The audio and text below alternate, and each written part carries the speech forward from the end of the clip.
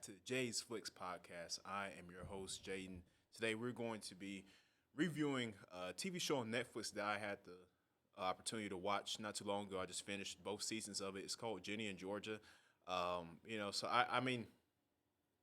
We all know how Netflix is with some of their shows. They usually it's hit or miss, right? That's usually how Netflix is, and sometimes their products are good, the series or movies, whatever, and then sometimes they just suck, right? So it just depends on, you know, uh, which end of the spectrum you get there, so to speak. And with Jenny and Georgia, this show actually came out on Netflix a couple years ago. I think 2021 was the year it released, but I'm just now I really just recently found it on there because I was looking for something to watch. Um, and I watched both seasons of it, and I have to say it was quite interesting. You know, kind of what you expect for a Netflix teen drama show slash I guess comedy. Even though some things weren't particularly funny in it, but I could tell that's what the directors and the writers were striving for. But some things just weren't funny. Um,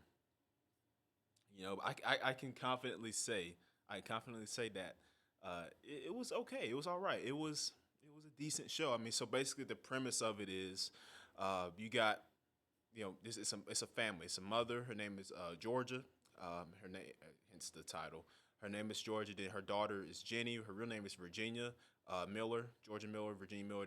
And she also has a son, young son named Austin, who's around 9 years old. And they basically the story is they move around a lot. You know, Georgia's a single mom. She's been married a couple of times. She was pregnant with Jenny when she was 15 years old. She was 15. She was pregnant with Jenny, and when the show takes place, Jenny's like around that age, and Georgia's presumably 30 years old or in that age range, and yeah, they move around a lot, and just uprooting each time because Georgia has either met someone, a man, or they something happened and she had to move, or that's really usually the case, and like a lot of times in real life too, right? But the interesting thing about it was, so they moved to Wellsbury, Massachusetts. It's this little town in Massachusetts. That's where they moved next from Texas. Um, and that's when the series begins, takes place. Jenny's, she's trying to get adjusted, being a high school girl, getting adjusted to a new school. Nothing easy as you can imagine. And she, just to pretty much sum it up, yeah, she basically moves to this new school, this new town. Her She's struggling to make friends, right? And then she does eventually get befriended by her neighbor and local classmate Maxine Baker.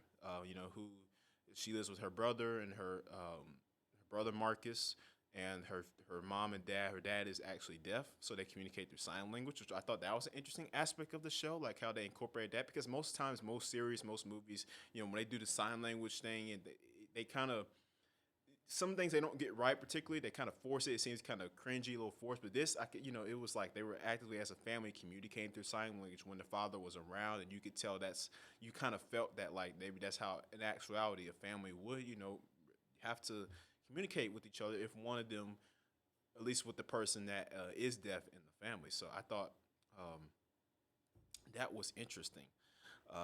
That was an interesting aspect of the show when I was watching it, right? But then so yeah, as time goes on, she makes friends with them and the family. Georgia is still trying to get adjusted, in the town as well. And there's also a local cafe. This guy named Joe works there. Joe and Georgia actually had met before, but he presumes that, or presumably, yeah, that she doesn't remember him. But that's what kind of the hangout spot for all the characters is that, every show's got that one spot where everybody hangs out at. And this was that for our show for Jenny and Georgia was this cafe. I can't remember the name of it. But yeah, it was a cafe everybody hangs out at, and so Georgia's still trying to get you adjusted to everything, and she meets the mayor, Paul Randolph. He's the mayor of Wellsbury, and she's asking, like, "Hey, I want a job. Can I get a job?" And he was like, "Have you even been in politics before? Do you know what this type of role is?" And she's like, "Hey, I don't care." Speaking her little Southern accent, I don't care. I just, I'm just trying to, make way for my family, being a single mom and this and that. And so he hires her, and you can tell he kind of has a crush on her. He hires her and to be her assistant with a man named Nick, who's a gay man who works at the mayor's office as well.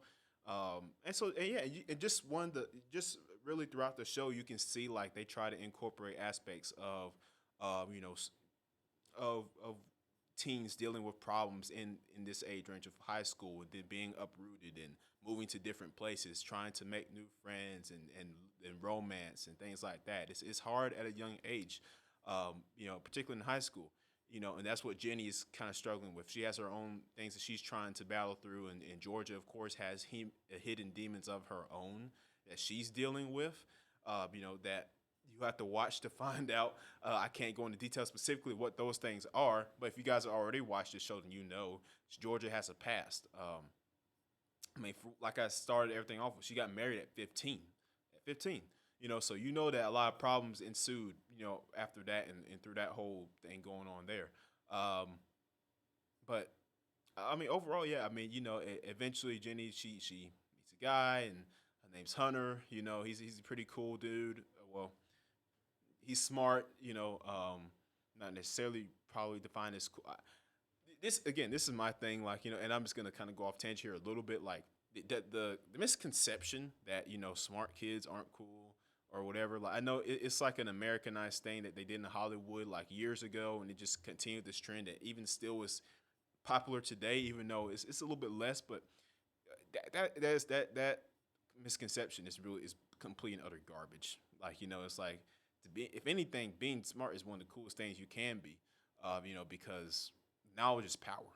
Knowledge is truly power. Like, it trumps everything else. It trumps having cool cars or money or whatever. At least to me, that's what I feel about it. But anyway, that's what the show's pushing. So Jenny meets Hunter. They kind of he befriends her, and he asks her out. They start dating, whatever. You got the kid next door. Remember, I told you Marcus, right? Marcus is Maxine's brother. Who Jenny befriends, and he starts climbing through a window at night. They start he you can tell he likes her, but he she's with Hunter at the moment. So you got that whole little type of the ensuing thing there. And they eventually hook up, have sex, and it just turns to one of those things where it's young kids, a young show. Young kids in the show, and they're trying to traverse through this middle part of their teenage their the latter part of their teenage years, I guess you could say the middle part. For this crew, Jenny's 15, so that put her right around a sophomore in high school. So you got that going on, and now the people of Wellsbury, some of the women particularly, don't like Georgia. They think something's wrong with her. More specifically, a woman named Cynthia Fuller. She's one of the more respected women of the committee of the community. She's one of those people, that she's like the town. How I put this? She's kind of like the popular cheerleader in the town, I guess you could say. Kind of that person, that woman, who's like everybody likes, and this and that. She's got a reputation to uphold, and then it's like when someone new comes in, and she's instantly suspicious of her. Right, that's how she is about Georgia. When her and her family moved there, and so that subplot there is interesting to follow throughout the show. I mean, if I had to rate it overall, I would say I'll give it about 6.5 out of 10. I mean, it's not a bad show per se. It's a little cringy at first, a little corny. He's got to get past that. I mean, aren't all Netflix shows in a way, right? Especially the teen dramas. Like, they're gonna be a little corny, some of the stuff, but then again, it's like emotional. Some of those tense emotional scenes is what pulls you into it more. It makes you want to continue to watch the show. Like, at one episode, ends, and it's like it leaves you on that part. Like, if the characters have a big argument, and they, or somebody gets hurt or whatever, and it's just, and especially there's a lot of tense, emotions, and screaming, yelling, all those things, like these little tidbits that they throw in there. It pulls you in a way. And this show kind of did. I mean, I didn't. Now, when I first saw this, like, I was thinking at first, like, there's no way I'm gonna finish this show because it's just too cringy. But as I started to watch more and more and more of it, I was like, you know what? This actually is pretty intriguing. Yeah, it's pretty intriguing. I mean, because you got a mixed young girl, who her mom is white, And she's not to put race in there, but it's something that she's dealing with in school, especially in school. One of her teachers is being deliberately racist towards her. So that she's having to deal with that, and then it's just all the problems that teens have to deal with in high school, and the societal issues, and all those things like that. The popularity stuff, and dealing with um, your identity, right? Sexual identities, or what have you. So it's a mix of a lot of things. But as the show progresses throughout the middle of the first season into the second season, it gets really interesting and makes you want to like watch more of it, especially you know towards the final act of the show. As things